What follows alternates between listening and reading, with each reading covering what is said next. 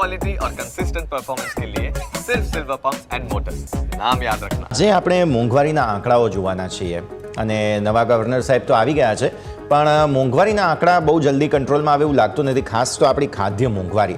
આજે જ તમે જોયું હોય તો બ્રિટાનિયા, નેસ્લે આ બધી જ કંપનીઓ ફોકસમાં હતી, કારણ કે બ્રિટાનિયાએ પ્રાઇસ હાઇક અનાઉન્સ કર્યા છે, એટલે કે બિસ્કિટ મોંઘા થવાના છે, બધી જ વસ્તુઓ મોંઘી થવાની છે.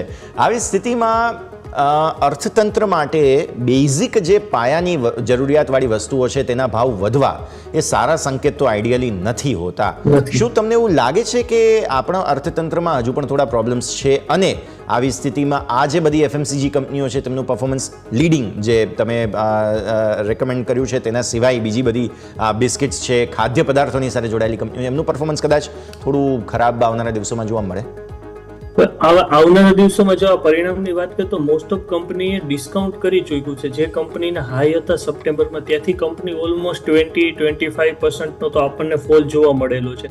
એટલે મોસ્ટ ઓફ કંપનીએ નેગેટિવ ફેક્ટર ડિસ્કાઉન્ટ કરેલું છે. હવે જે મેઇન છે એ છે કે આપણે કેટલા ફૂડ ઇન્ફ્લેશનને કંટ્રોલ કરી શકીએ છીએ. જે પ્રમાણે અત્યારે ડેટા આવી રહ્યા છે એગ્રીકલ્ચર સાઇડ, તો એ ડેટા થોડા આપણને ઉત્સાહજનક ડેટા દેખાઈ રહ્યા છે.